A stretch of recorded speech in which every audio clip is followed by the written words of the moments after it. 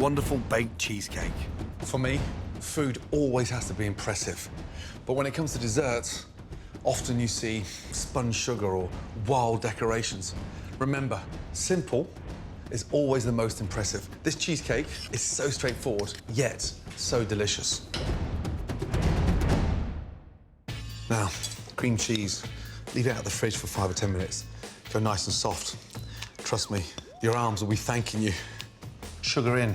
This cheesecake is New York cheesecake because it's baked. So there's no base. Start creaming the cheese and the sugar. Spending the amount of time I do in the States, if there's one thing they know how to do out there, is the most amazing, impressive cheesecake. Rich, delicious, but so simple. Work the bowl. Lift the bowl to your advantage. Really whisk. Whisk, whisk, whisk. Lovely. Nice and creamy. Now, get your eggs.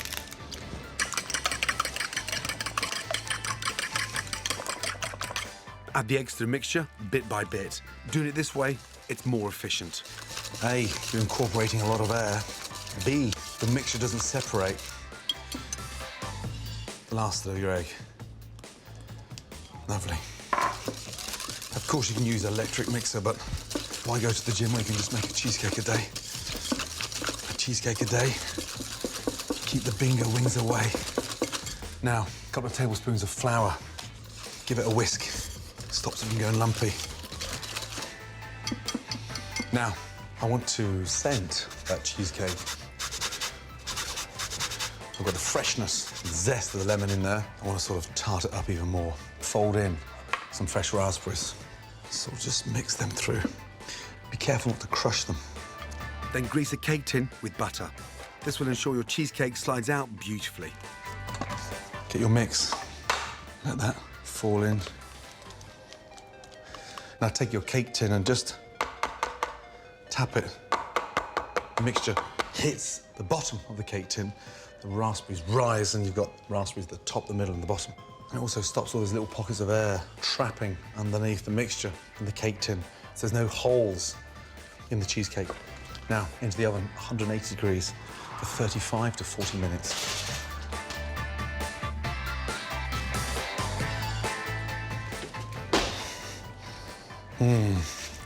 Slightly souffled up.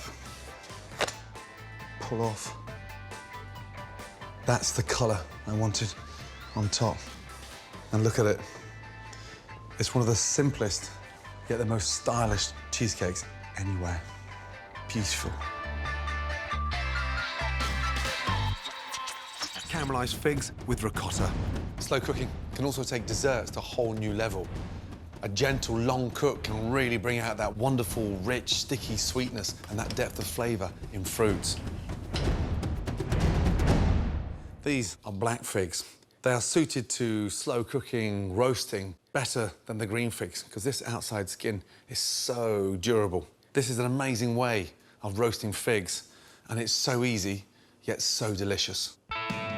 Lay your figs out in rows. Take some rosemary and just peel that down. Get that really nice, fragrant stem. Get your scissors, trim the edge. Almost where you've got a bit of a sort of sharp point. Bring your 3 figs together and just thread the top of each fig nice and gently. Rosemary works wonderfully with sweet dishes. As the figs roast in the oven, the stalk will impart a lovely, subtle flavour. Beautiful. Dust the figs with ice and sugar, then coat them with a generous splash of balsamic vinegar. Leave them to sit there for 5 minutes, and they sort of marinate. I know it sounds odd to use vinegar in your dessert, but trust me, it gives the dish a fantastic sweet and sour taste. I'm going to make a really nice caramel. 4 or 5 tablespoons of sugar. Now, flatten that out and get it nice and even. When the sugar is even, caramel cooks evenly. It's changing now. You can see it melting from the outside in. The one thing you don't do is shake the pan rapidly. You see it almost like sort of a lake defrosting, and it's hitting to the centre. Bubbling. It's still not dark enough yet. It's getting there. Turn the gas down and stay in control. Let the sugar melt until it turns a dark amber colour. The secret behind any good caramel is just stopping it from overcooking. Lovely. Take that off the gas. Knob of butter in there. Just gently whisk in the butter. It's cooling the caramel down. You'll see it changing colour to like a cafe au lait. Next, add a glug of the balsamic vinegar. Nice. Beautiful. Got that nice, dark richness of the caramel. A little touch of water in there. That way the caramel doesn't go too thick. Now put the caramel back on the heat. Take your figs and sort of place them in gently. Lovely. And then just add all that lovely little marinade. Don't waste that. It's amazing stuff there.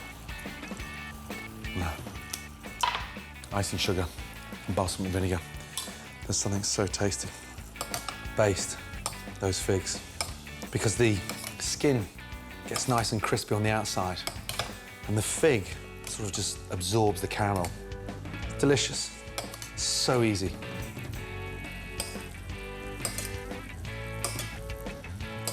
Now, into the oven. 190 for 10 minutes.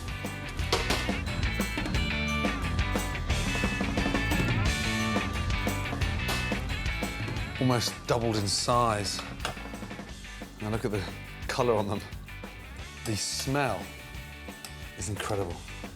Onto your plate. They're a lot heavier because they've actually started absorbing that caramel. Now douse the figs with caramel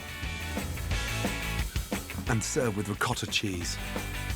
The freshness of that ricotta goes brilliantly well with the figs.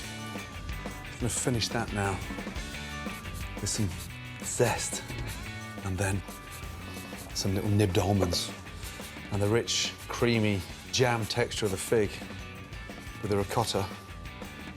Okay, brilliant. That is an amazing way of slow roasting fruit and taking figs to a completely new level. Raspberry Milfoy. Desserts should always have that wow factor, and this dish is incredibly simple to prepare, but it tastes and looks absolutely stunning. First off, puff pastry. You can buy fabulous puff pastry. Now, a non-stick baking tray, and just lay the puff pastry on the tray. I want to get the top of the puff pastry caramelised, so we're going to dust it in icing sugar. Now, Milfoy means 1,000 layers. Just lightly dust the top of the puff pastry with icing sugar. We're going to start off in a hot oven at 220 for the first 6 or 7 minutes, and then 10 minutes at 190. Into the oven.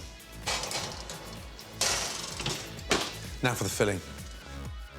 Fresh vanilla. Cream in and start whisking. Want the cream whisked nice and thick. But look, got all that nice, fresh vanilla seeds in there. Next, a nice scraping of orange zest, orange liqueur. Don't whisk that in, fold it in, and that stops the cream from separating. Lovely. Now, take that out of the bowl and put it into a piping bag. Unwrap over your hand in a way that you're creating this little pocket. Snip off the end, nozzle in, load up your bag. Just twist slowly. There's no air. The bag is nice and full and firm. Nice. Chill your gorgeous vanilla and orange cream in the fridge until you're ready to pipe it. Wow. That is beautiful. There's the layers there. That's the Milfoy part. Gently lift it up onto the board. I'm gonna slice it into 3. Serrated edge knife. Whoa.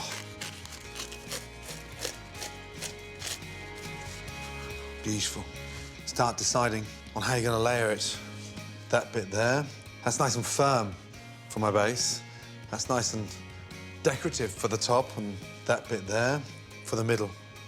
Take out your cream.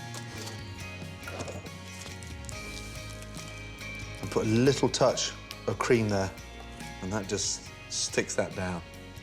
Stops it from sliding. Pipe, very carefully, a nice thin layer of cream round the outside, and come back into the middle. Beautiful. Now, the raspberries. Sit them 2 by 2. Now, this layer, I'll turn it upside down and put the caramelised part of the pastry on top of the raspberries. Every time I get to put one of these together, it's like a sort of little jewellery box. Again, cream. Squeeze from the back of the bag. So you've got control.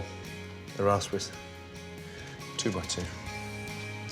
I just want to put another layer of cream on top of those raspberries because I want some height with my final layer. Whoa, I just want to dive in there. Put the lid on it.